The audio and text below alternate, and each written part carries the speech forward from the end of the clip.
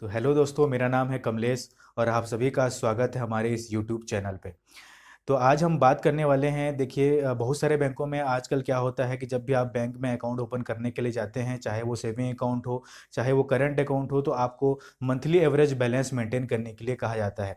बहुत सारे ऐसे सेविंग अकाउंट और करंट अकाउंट वेरिएंट्स रहते हैं जिसमें आपको मंथली एवरेज बैलेंस मेंटेन करने के लिए कहा जाता है।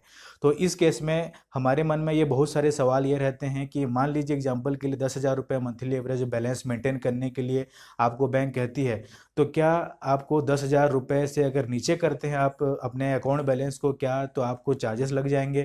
किस प्रकार से ट्रांजैक्शन आपको करना रहता है और किस प्रकार से मंथली एवरेज बैलेंस को आप कैलकुलेट कर सकते हो, इस वीडियो में मैं पूरी जानकारी दूंगा आपको।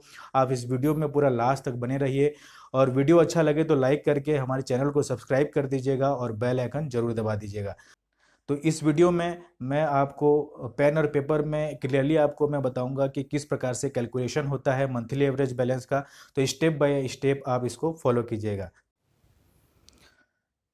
तो दोस्तों, मंथली एवरेज बैलेंस को समझने के लिए हम एक एग्जांपल ले चलते हैं। यहाँ पर हम मान लेते हैं किसी एक महीने का, मान लीजिए हम अप्रैल महीने को ले लेते हैं एग्जांपल के लिए। अप्रैल महीने में मान लेते हैं, और हम मान लेते हैं कि यहाँ पर आपका जो मंथली एवरेज बैलेंस का जो क्राइटेरिया है वो 10,000 रुपये मंथली एवरेज बैलेंस मेंटेन करने वाला वेरिएंट आपने खोला हुआ है अकाउंट। तो अप्रैल महीने में हम ले लेते हैं, ये हो गया 1 अप्रैल, ये हो गया 2 अप्रैल, ये हो गया 3 अप्रैल, ये हो गया आपका 4 अप्रैल। इसी प्रकार से आप आगे बढ़ते जाएंगे और आपको हो जाएगा यहाँ पे 30 अप्रैल। तो 30 दिन का ये आपको महीना यहाँ पर मिल जाता है। अब मान लीजिए आप 1 अप्रैल को कुछ अमाउंट यहाँ पर आप जमा कर देते हैं। मान लीजिए आप 10,000 रुपये इसमें आपने जमा किया, और जमा करने के बाद आपने कुछ इसमें से विड्रॉ नहीं किया 1 तारीख को। तो 1 तारीख का जो डे एंडिंग बैलेंस है आपका 10,000 रुपये रहता है। 10,000 रुपये डे एंडिंग बैलेंस मतलब कि रात के 12 बजे के पहले आपका जो बैलेंस बच रहा है इस अकाउंट में आपका, वो 10,000 रुपये बच रहा है। उसी प्रकार से आपने 2 तारीख को भी बहुत सारे ट्रांजेक्शन किए, कुछ पैसे निकाले, कुछ पैसे डाले, उसमें बहुत सारे ट्रांजेक्शन किए, लेकिन लास्ट में 2 अप्रैल को जो डे एंडिंग बैलेंस है वो मान लीजिए आपका 5,000 रुपये बचता है। मतलब रात को 12 बजे से पहले आपका आपके अकाउंट में 5,000 रुपये शेष रहता है। उसी प्रकार से 3 तारीख को भी आपने दिन भर बहुत सारे ट्रांजेक्शन किए और आपका कुछ एडिशनल अमाउंट इसमें आया और आपका ये 40,000 हो गया। तो जो डे एंडिंग बैलेंस है 3 तारीख का, वो आपका 40,000 रुपये हो गया। इसी प्रकार से 4 तारीख को मान लीजिए आपने कुछ भी ट्रांजेक्शन नहीं किया, दिन भर आपने ना कुछ भी लेन देन नहीं किया। तो जो 4 तारीख का जो डे एंडिंग बैलेंस होगा वो सेम होगा आपके 3 तारीख के डे एंडिंग बैलेंस के अकॉर्डिंग, क्योंकि आपने 4 तारीख को कुछ भी इसमें ट्रांजेक्शन नहीं किया है। तो यहाँ पर आपका 40,000 रुपये का डे एंडिंग बैलेंस, 4 अप्रैल का भी 40,000 रुपये आपका डे एंडिंग बैलेंस हो जाएगा।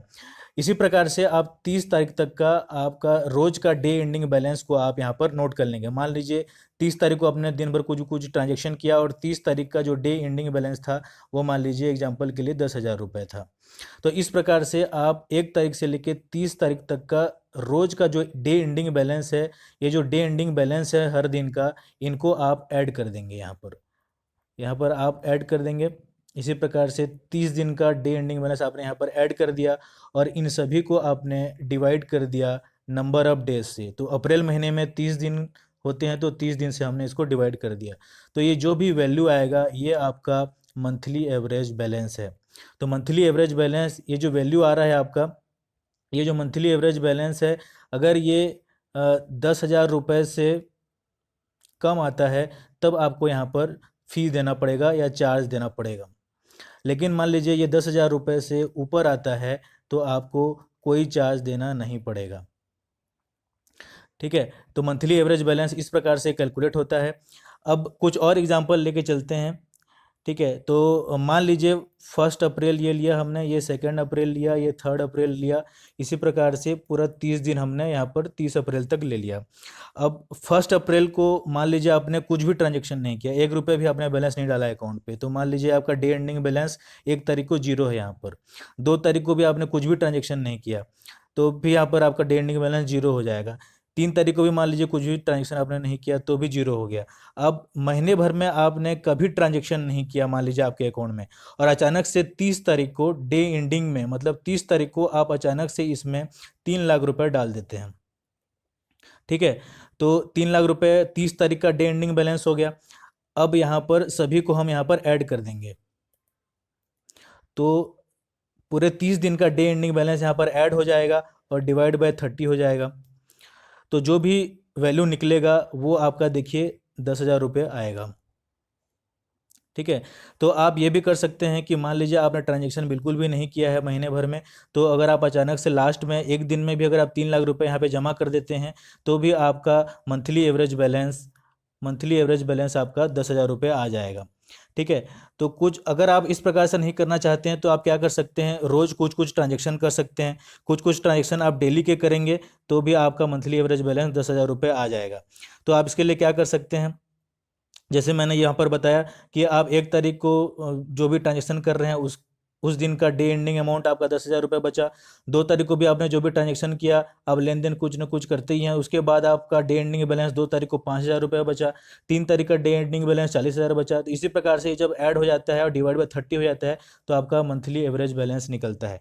तो अगर आपको 10,000 रुपये मंथली एवरेज बैलेंस वाला वेरिएंट आपने खोला हुआ है तो आपको देखना है टोटल आपको 3 लाख रुपए का ट्रांजेक्शन महीने भर में करना है। चाहे आप इस प्रकार से पार्ट पार्ट में करो या फिर आप इस प्रकार से वन टाइम एक बार में किसी भी दिन आप जमा कर सकते हो। तो ये था टोटल आपका मंथली एवरेज बैलेंस। तो अगर वीडियो आपको अच्छा लगा, इंटरेस्टिंग लगा, तो आप वीडियो को लाइक कीजिएगा और चैनल को सब्सक्राइब करके बेल आइकन जरूर दबा दीजिएगा। Thank you.